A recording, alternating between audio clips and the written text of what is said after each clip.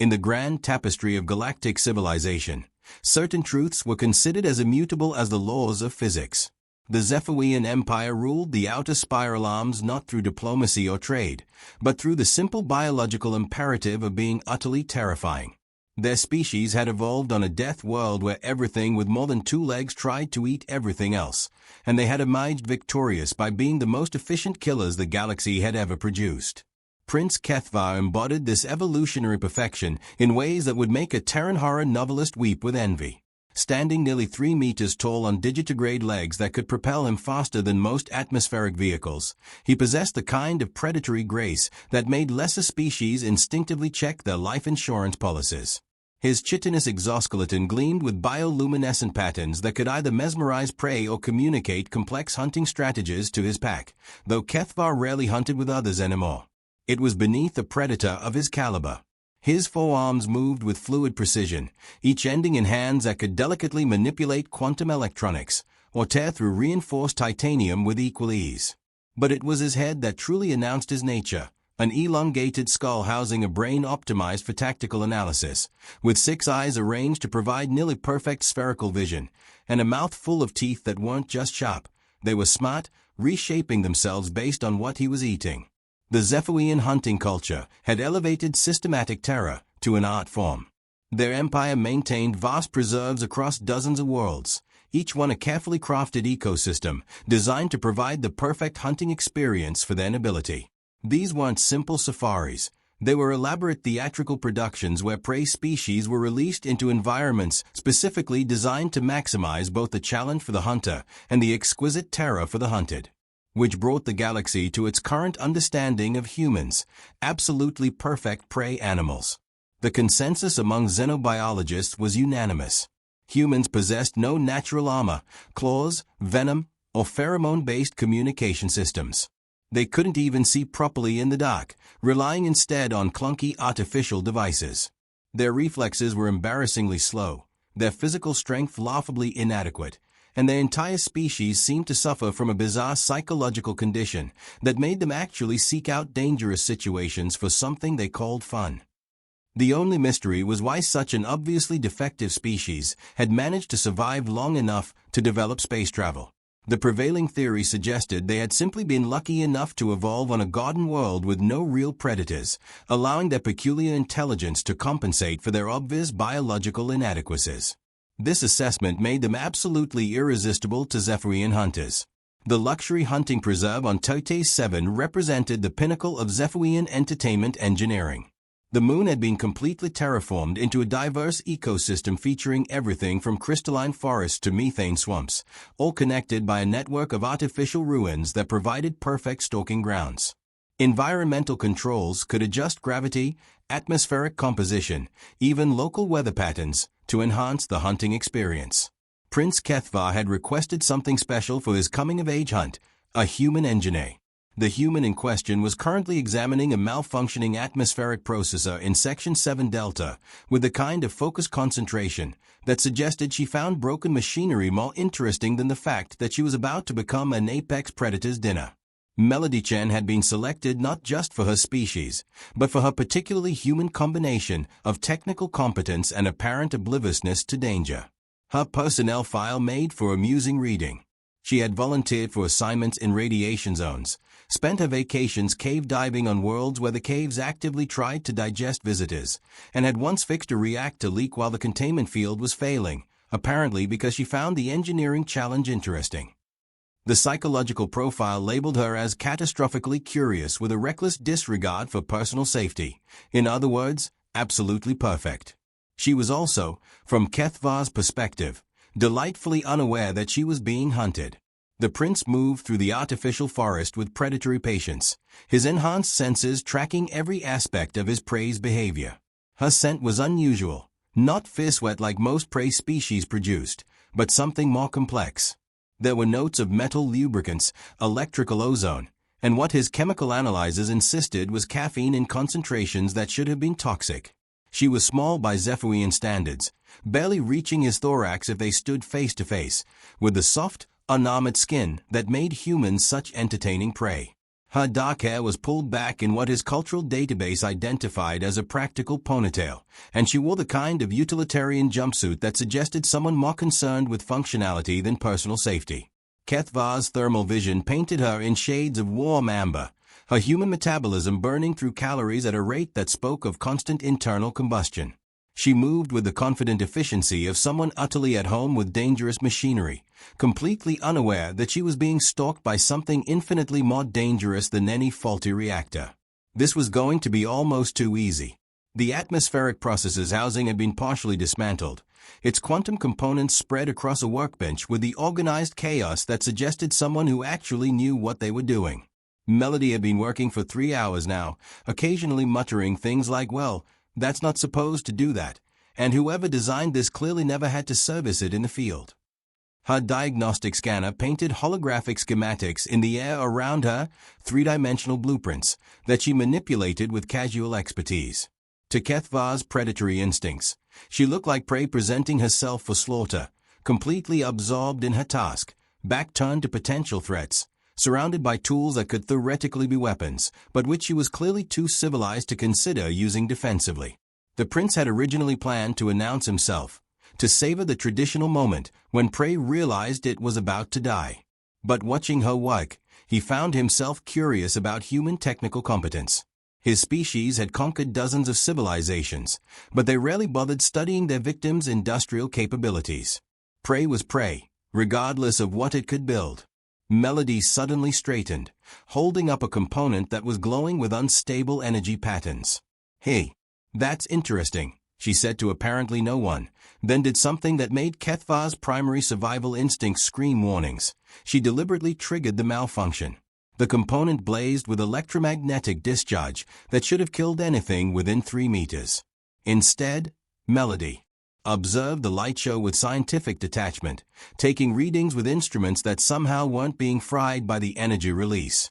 "Yeah, that's definitely not in the specs," she concluded, carefully containing the discharge and making notes on a datapad that seemed to be shielded against everything including small nuclear explosions. This was when Keth'var decided that humans might be more interesting prey than initially advertised. He announced himself the traditional way, allowing his bioluminescent patterns to paint threat displays across his exoskeleton, while his vocal cords produced the subsonic growl that had terrified prey species across half the galaxy. It was a sound designed by evolution to trigger every survival instinct simultaneously, to communicate predator in a language older than civilization. Melody looked up from her work with the expression of someone interrupted during a fascinating technical problem. "Oh, hello," she said, apparently unimpressed by 3 meters of apex predator. "Are you here about the atmospheric processor? Because I have to warn you, whoever installed this thing made some really questionable design choices." This was not the reaction Keth'var had anticipated. His threat display intensified, chromatophores shifting through patterns that should have reduced her to a quivering terror response. His 6 eyes fixed on her with predatory focus, while his secondary arms flexed, displaying claws that could disassemble a starship. Melody blinked at him, then glanced at her diagnostic scanner. "Wait, are you generating a bioelectric field? That's actually pretty cool. My sensors are picking up some really interesting patterns." She held up the scanner toward him like an enthusiastic tourist taking pictures. The prince's hunting experience had not prepared him for prey that wanted to analyze him. "I am Prince Keth'var of the Royal Hunt," he announced, his voice a carefully modulated blend of authority and menace that incorporated subsonic frequencies designed to trigger paralytic fear responses. "You have been selected as prey for my coming-of-age ritual. Your death will demonstrate my worthiness to inherit the hunting grounds of the Outer Reach." Melody considered this information with the same methodical approach she apparently applied to technical problems. "So you're here to kill me," she summarized. "Okay, can you give me about 10 more minutes? I'm right in the middle of figuring out why this processor keeps trying to turn breathable atmosphere into something that would dissolve your lungs." The sheer audacity of asking a predator to wait his turn while she finished her work was so unprecedented that Keth'var found himself actually considering it. His predatory instincts were registering confusion. This was clearly prey behavior, but unlike any prey response in his species' extensive experience. "You do not seem to understand," he said, allowing genuine puzzlement to color his threat patterns. "I'm going to hunt you through these ruins until you collapse from exhaustion, then kill you in the manner most pleasing to the huntmasters. This is not a request for your schedule." Right, the hunting thing," Melody said, returning to her work with the kind of distracted acknowledgement usually reserved for minor inconveniences. "Look, I get that you have a job to do, but this atmospheric processor is actually kind of a puzzle. See, it's not just malfunctioning. Someone deliberately modified the quantum matrix to create instabilities. The question is whether they did it on purpose or if this is some kind of really exotic failure mode." She held up another component, this one crackling with energy that made Keth'var's carapace tingle.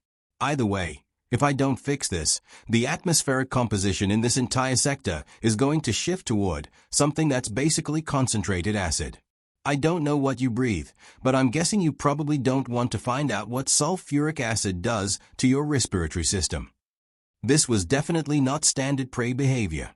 Keth'var's tactical analysis subroutines were providing increasingly contradictory recommendations. Standard hunting protocol suggested immediate termination of prey that showed signs of dangerous competence. But his cultural programming demanded that the hunt follow proper ritual forms, which required stalking, terrorizing, and then killing in that specific order.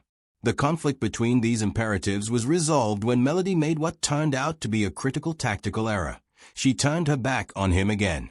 Every hunting instinct he possessed screamed attack now, and Keth'var's body moved before his higher cognitive functions could object.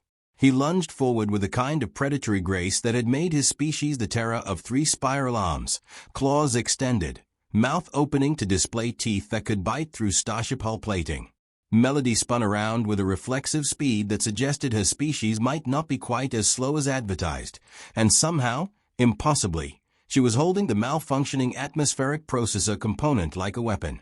The resulting explosion of unstable quantum energy should have killed them both. Instead, it created a localized electromagnetic pulse that fried every piece of electronic equipment in a 50-meter radius, including Keth'var's sophisticated hunting gear, his thermal vision enhancement, and most inconveniently, the gravity regulators that kept the artificial environment stable. As they both crashed to the ground in the suddenly erratic gravitational field, Keth'var experienced his first moment of genuine doubt about human prey animals. Melody, meanwhile, was swearing in what his translation matrix identified as at least 6 different human languages, none of which sounded particularly terrified. "Well, that's just great," she muttered, picking herself up and examining her now smoking diagnostic equipment. "Now I have to fix this the hard way." She looked at Keth'var, who was still trying to recalibrate his systems after the electromagnetic assault. "I don't suppose you have any backup equipment? Because that pulse just fried everything more sophisticated than a manual screwdriver." The prince realized that in approximately 30 seconds, his prey had managed to disarm him, disable his technological advantages, and destabilize the local environment. This was either the most impressive display of tactical thinking he had ever witnessed, or the most catastrophically lucky accident in galactic history. Given what he was learning about humans, both possibilities seemed equally plausible. "You," he said, his voice carrying a note of something that might have been respect if he hadn't been committed to eating her, "are more interesting than expected." Melody grinned at him with the kind of expression that suggested she found mortal danger genuinely entertaining. "Oh, you haven't seen anything yet." That was when Keth'var realized he might have made a serious tactical error. The hunt, as it turned out, was just beginning. The artificial ruins of Tertis 7 had been designed to provide perfect stalking grounds for Zephyrian hunters, with maze-like passages, multiple levels, and numerous blind corners where predators could ambush their prey. What the designers hadn't considered was what would happen when the prey turned out to be an engineer with an apparently pathological compulsion to improve any system she encountered. Melody had vanished into the labyrinthine facility with the casual confidence of someone exploring her own workshop. Keth'var's initial assumption was that she was simply fleeing in terror, despite her earlier display of competence. Prey animals, in his experience, eventually reverted to type under sufficient pressure. His hunting instincts told him to track her scent through the corridors, corner her in whatever dead-end passage she had inevitably trapped herself in, and complete the ritual.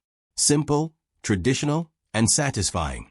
What he found instead was evidence that Melody had been busy. The first sign was the improvised warning system she had constructed from salvaged components and what appeared to be pieces of the atmospheric processor. Motion sensors triggered by his approach activated lights that strobed in patterns specifically designed to interfere with Zephyrian visual processing. Not enough to cause permanent damage, but sufficient to be annoying and disorienting. The second sign was that several passages had been sealed with what his enhanced senses identified as industrial foam that had been chemically modified to harden into something approaching diamond-level durability. The modifications required the kind of advanced chemistry knowledge that most civilizations reserved for weapons development. The third sign was the booby trap. Keth'var's predatory reflexes saved him from the worst of it, but the improvised explosive device still managed to collapse an entire section of corridor and fill the air with metal fragments that sparked off his carapace. The engineering was crude but effective, using principles that his tactical database recognized as human in origin, specifically, techniques developed during their species' various historical attempts to kill each other more efficiently. As he cleared the debris from his respiratory system, Keth'var was forced to acknowledge that his prey had somehow transformed from hunter to hunter in less than an hour. This was both professionally embarrassing and personally fascinating. The facility's central chamber had been converted into what could only be described as a workshop of controlled chaos. Melody had apparently disassembled half the building's systems and reconstructed them into configurations that violated several known laws of physics. Holographic displays showed schematics that hurt to look at, three-dimensional blueprints that seemed to fold in on themselves in ways that suggested she was working in more dimensions than standard mathematics could account for. She was standing at the center of it all, surrounded by floating screens and manipulating energy fields with her bare hands, and she looked absolutely delighted. "There you are," she called out, as if he were a late dinner guest rather than a predator who had been trying to kill her. "I was hoping you'd find your way here. I wanted to show you what I've been working on." Keth'var approached cautiously, every predatory sense alert for additional traps. The chamber felt wrong in ways his brain couldn't quite categorize. Spatial relationships seemed fluid, and his depth perception kept reporting contradictory information. "You have been busy," he acknowledged, allowing a note of genuine professional respect into his voice. "These modifications are impressive." "Oh, this is just the preliminary work," Melody said, gesturing at the impossible geometry surrounding them. "See, I figured out what's really going on here. This isn't actually a hunting preserve at all. It's a testing facility." That statement stopped Keth'var cold. "Explain." Melody pulled up a holographic display that showed the entire moon in cross-section, revealing hidden structures that extended far below the surface levels. The terraforming equipment, the environmental controls, even the artificial ruins. It's all designed to stress-test different species under controlled conditions. The hunting preserve story is just cover for what's essentially a gigantic laboratory. The implications hit Keth'var like a kinetic strike. "We are being observed." "Oh, absolutely," Melody confirmed cheerfully. "There are sensors everywhere. Biometric analysis, behavioral monitoring, tactical assessment. Someone's been collecting data on how different species perform under extreme stress, including yours." She manipulated the display to show thermal signatures moving through hidden passages beneath their feet. "Whoever built this place has been studying galactic civilization for a very long time. The question is what they plan to do with all that information." Keth'var's worldview was undergoing rapid and uncomfortable reconstruction. The royal hunt, the coming-of-age ritual, his entire cultural identity. If Melody was correct, it was all part of someone else's experiment. "But here's the really interesting part," Melody continued, apparently oblivious to the existential crisis she was causing. "I think I can turn their own system against them." The facility around them suddenly came alive with new energy patterns, systems that Melody had somehow hijacked and repurposed. The impossible geometries resolved themselves into something that was merely highly improbable, and Keth'var realized that she had effectively taken control of the entire testing environment. "What are you doing?" he asked, though part of him was beginning to suspect the answer. Melody's grin was absolutely terrifying in its implications. "I'm going to find out who's really running this place. And then I'm going to have a very serious conversation with them about informed consent in scientific research." That was when Keth'var realized that humans might be the most dangerous species in the galaxy. The facility's hidden levels revealed themselves with the reluctant cooperation of systems that had never been designed for unauthorized access. Melody moved through the exposed infrastructure like a force of nature, her earlier casual competence replaced by something that could only be described as barely contained fury. Behavioral modification through controlled trauma, she read from a data terminal, her voice carrying the kind of calm that preceded massive explosions. Genetic sampling without consent. Psychological profiling through induced stress responses. She looked at the scrolling data with the expression of someone discovering that their house had been infested with something particularly unpleasant. Keth'var found himself in the unprecedented position of feeling sympathy for whatever species had been running this operation. He had seen Melody's technical competence and creative problem-solving abilities. He did not want to see what happened when those capabilities were motivated by genuine anger. The experimental parameters are fascinating, she continued, apparently cataloging atrocities with scientific detachment. They've been running controlled studies on 15 different species over the past 2 centuries. Environmental manipulation, social engineering, genetic modification. It's comprehensive. The data revealed the scope of the deception. The Zephyrian Empire's expansion, their hunting culture, even their biological evolution had been subtly guided by outside intervention. What they had believed was natural predatory superiority was actually the result of careful genetic manipulation designed to produce optimal test subjects. "We are experiments," Keth'var said, the words carrying the weight of civilizational collapse. "Your experiments," Melody corrected. "I'm just collateral damage. Though I have to admit, their data on human psychological responses is going to need some serious revision." She pulled up another display showing real-time biometric readings. "For instance, they seem to think that terror is my species' primary response to mortal danger. But what they are actually measuring is what humans call an adrenaline response. We don't fear death, we get excited by it." This explained so much about human behavior that Keth'var felt like his entire education was being rewritten in real time. "The beings running this facility," she continued, "are called the Architects. They are apparently from outside this galaxy, conducting long-term studies on the evolution of intelligence under controlled conditions. Think of it as the ultimate field research project, with entire civilizations as test subjects." The Architect's laboratory was a monument to scientific ambition unconstrained by ethical considerations. Vast chambers contained environmental simulation systems that could recreate the conditions of any known world, genetic modification equipment capable of altering entire species, and computational resources that could model the development of civilizations across geological timescales. At the center of it all was the control room, where the Architects themselves were presumably monitoring their experiments. What they found there was somewhat anticlimactic. The Architect turned out to be roughly humanoid in shape, though with additional limbs and sensory organs that suggested evolution on a world with different physical laws. It was seated at a control station that looked like it could manage the infrastructure of a small galaxy, and it appeared to be having what could generously be described as a very bad day. "Oh, perfect," it said in a voice that suggested advanced translation technology and considerable exasperation. "The human test subject has somehow gained administrative access to the facility. This is exactly what I needed today." Melody studied the being with the kind of clinical interest she had previously reserved for malfunctioning machinery. "Let me guess," she said. "Long-term study of galactic civilization, detailed behavioral analysis, and you've been manipulating our development for centuries to see how different species respond to controlled stimuli." "Millennia," the Architect corrected. "And before you ask, yes, this is completely legal under the research ethics guidelines of the Pangalactic Science Consortium. All test subjects were classified as pre-sentient when the study began."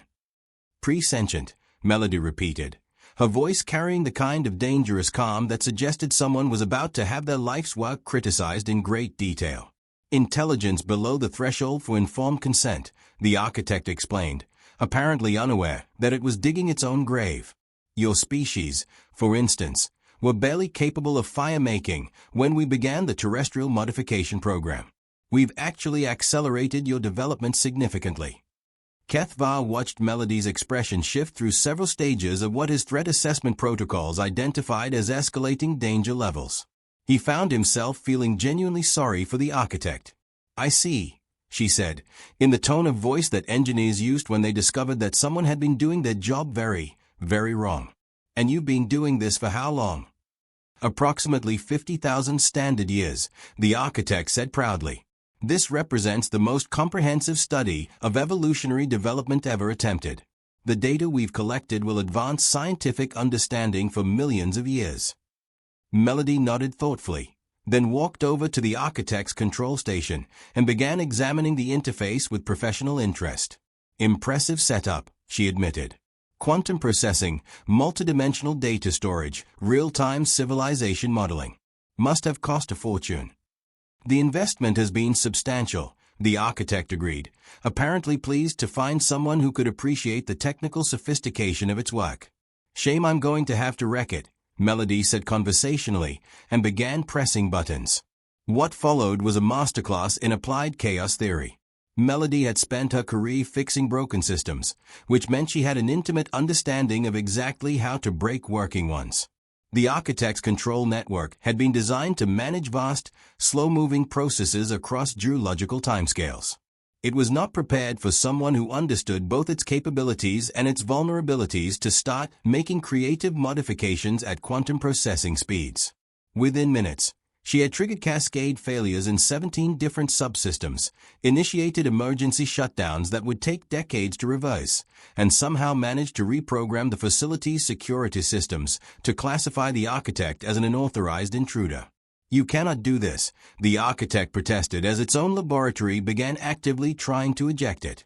"This research represents the culmination of millions of years of scientific advancement." "You should have gotten informed consent," Melody replied, continuing her systematic demolition of 50,000 years of work. "That's basic research ethics. Any undergraduate student could tell you that." The facility's systems were shutting down in sequence, automated protocols triggering as their controlling intelligence was systematically dismantled. Emergency power systems activated, gravitational regulators fluctuated wildly, and atmospheric controls began cycling through configurations that would support the native biology of dozens of different species. "The data," the architect wailed. "Centuries of irreplaceable observations. Will make excellent evidence for the War Crimes Tribunal," Melody said cheerfully. "Though I suspect most civilizations are going to want to have their own conversations with you about unauthorized genetic modification." She turned to Keth'var, who had been watching the destruction of his reality, with something approaching philosophical resignation. "Sorry about your entire cultural identity being based on artificial manipulation," she said. "That's got to be rough." Keth'var considered this. His species' predatory nature, their hunting culture, even his own existence were apparently the products of outside manipulation. Everything he had believed about himself and his people had been revealed as elaborate fiction. On the other hand, he was watching a prey species dismantle the infrastructure of a galactic-scale conspiracy with nothing but engineering knowledge and a complete disregard for authority. It was possibly the most impressive display of predatory behavior he had ever witnessed. "I believe," he said slowly, "that I may have been hunting the wrong species." Melody grinned at him with the kind of expression that suggested she found the complete collapse of established order genuinely entertaining. "Want to help me finish wrecking this place?" And that, according to the final log entries recovered from the architect facility, was how the galaxy's most comprehensive scientific study was terminated by a human engineer with a bad attitude and a Zephyrian prince having an identity crisis. The aftermath was, as these things tend to be, complicated. The Galactic Council's emergency session lasted for 6 standard months, as representatives tried to process the revelation that their civilizations had been unknowingly participating in someone else's experiment for 50,000 years. The political implications alone were staggering. Trade agreements, territorial disputes, even historical conflicts had apparently been influenced by outside manipulation. The Zephyrian Empire underwent what historians would later describe as a rapid cultural evolution. Discovering that their entire predatory identity was artificial led to a collective species-wide existential crisis, followed by a period of intense philosophical reconstruction. Some groups embraced their artificial nature and continued hunting, arguing that the source of their abilities didn't diminish their effectiveness. Others rejected their predatory programming entirely and became militant vegans.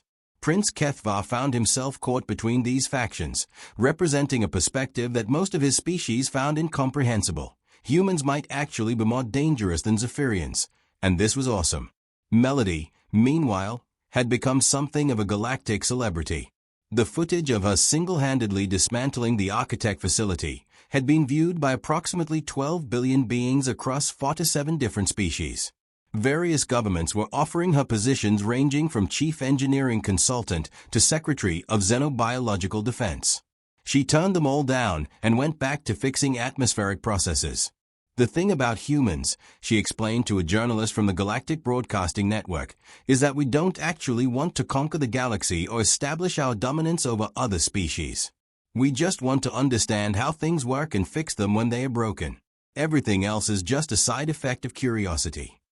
The interviewer, a methane-breathing journalist whose species had recently discovered that their entire technological development had been guided by architect intervention, seemed skeptical.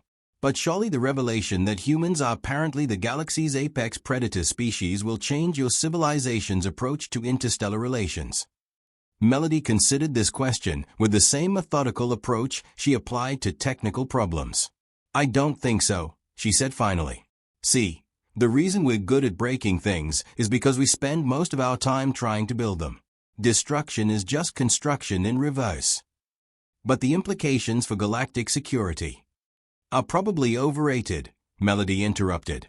Most humans are too busy with their own projects to bother conquering anybody else.